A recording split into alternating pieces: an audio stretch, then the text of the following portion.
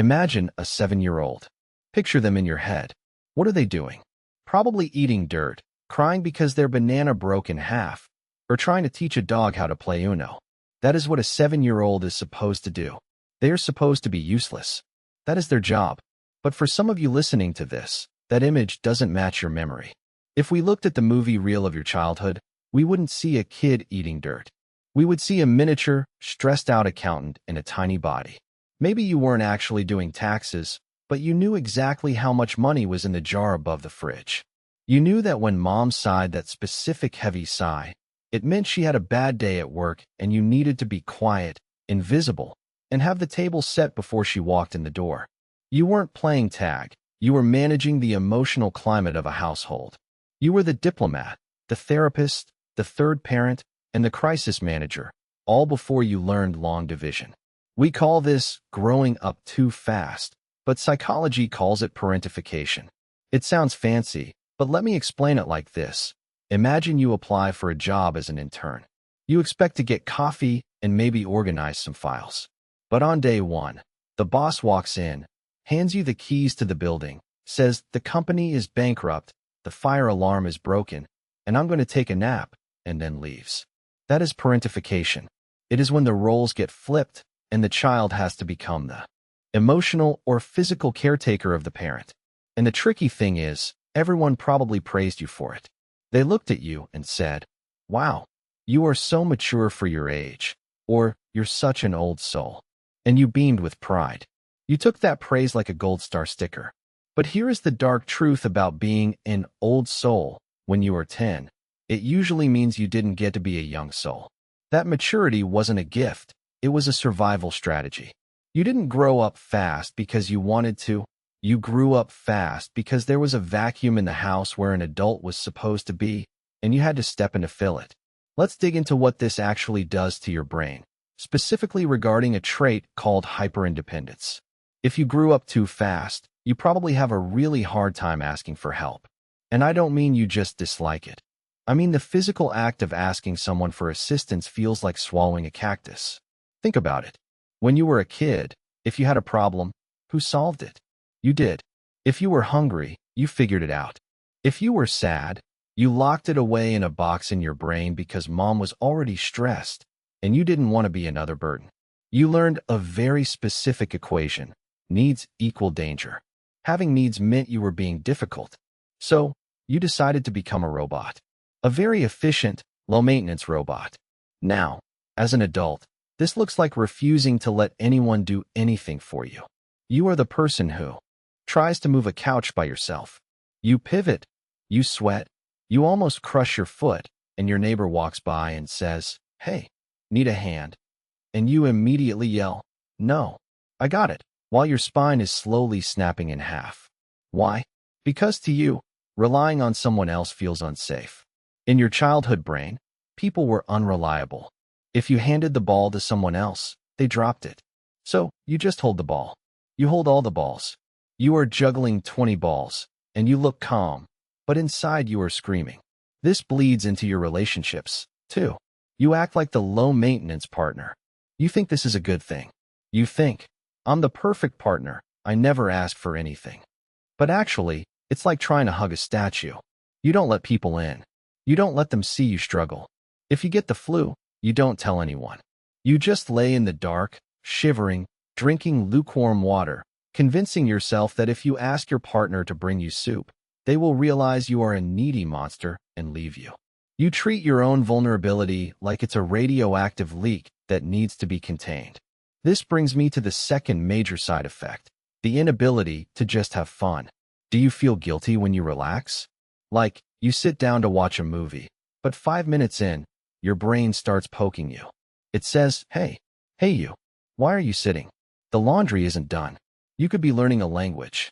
You should be optimizing your credit score. You can't just be. You have to be doing. This happens because, as a kid, your value is tied to your utility. You weren't loved just for existing. You were praised for being helpful. Good job taking care of your brother. Good job fixing dinner. You learn that you are only as good as what you produce. You are a human doing, not a human being. So now, fun feels dangerous. Fun is unproductive. Fun is for kids, and you, my friend, have been a 40-year-old tax attorney since you were 6. Even your hobbies are intense. You don't just go for a jog. You train for a marathon. You don't just bake cookies. You start a side business selling them. You turn everything into a job because a job is the only environment where you feel safe. You know the rules of work. You don't know the rules of play. I want to pause here for a second and ask you something, and be honest. I want you to go down to the comments and tell me, what was the specific moment in your childhood where you realized, oh, I'm the adult here? Was it figuring out a bus route? Was it cooking Thanksgiving dinner? What was your mini-adult moment? I read every single one, and honestly, it helps to see that we aren't the only ones who went through this.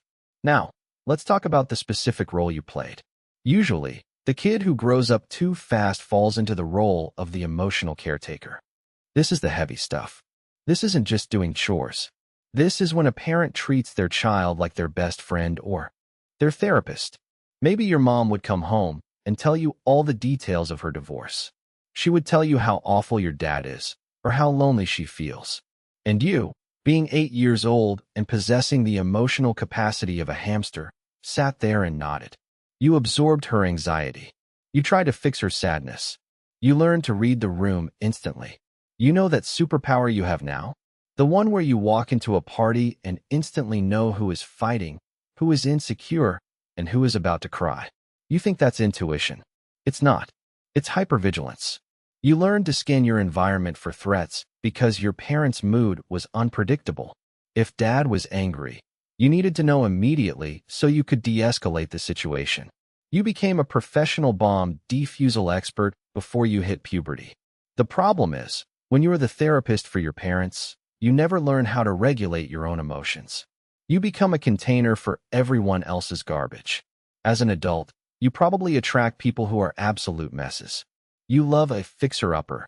You find partners who need saving, friends who are always in crisis. Why? Because that is your comfort zone. Chaos feels like home. If you met a stable, boring, healthy person who paid their bills on time and communicated clearly, you would probably freak out. You'd think, where is the drama? Where is the panic? How can I be useful if you aren't broken? You might even sabotage it just to feel normal again. And then, eventually, you hit the wall. The burnout. Because here is the math. You cannot run a high-performance engine on cheap fuel forever. You spent 20 or 30 years putting everyone else's needs before your own. You suppressed your anger, your sadness, and your desires to keep the peace. But emotions are like beach balls held underwater. You can hold them down for a long time, but eventually, your arms get tired, and that ball is going to launch into the air and hit you in the face. The burnout of the mature child usually looks like resentment. Sudden, hot, boiling rage. You find yourself snapping at people for small things. You feel unappreciated. You think, I do everything for everyone, and nobody does anything for me. But deep down, you know it's because you never let them. You train people to treat you like a machine, and now you are mad that they don't treat you like a person. You might feel a sudden urge to just quit everything. Run away to the woods. Live in a van. That is your inner child finally waking up and screaming, I am tired of paying the mortgage. I want to eat ice cream and watch cartoons. So what do we do with this? How do we fix a brain that is wired for responsibility? First, you have to retire from your job as the general manager of the universe. You have to realize that people around you are adults. They can handle their own problems. If they fail, let them fail. It is not your job to put pillows on the floor every time someone trips. You have to learn to be selfish. And I use air quotes because it's not actually selfish, but it will feel like it to you. It means saying no without a 20-minute explanation. It means taking a nap when there are dishes in the sink. It means buying the stupid, useless toy just because you want it. You need to reparent yourself. You need to look at that little version of you inside your head, the one wearing the oversized suit and carrying the briefcase, and tell them, hey, you're fired. Give me the keys. Go play. It feels weird. It feels wrong. It feels like you are being lazy. But that guilt? That is just the old programming. That is the ghost of your past trying to keep you in line. Ignore it. If you are tired of feeling like the weight of the world is permanently strapped to your back, and you want to learn how to put it down without feeling like a bad person, you need to stick around. We dig into this messy, complicated human brain every single week. So, do yourself a favor, click that subscribe button. Consider it the first irresponsible thing you've done today. It takes 1 second, it's free, and it's a tiny step toward letting someone else, me, do the work for a change. I'll see you in the next one.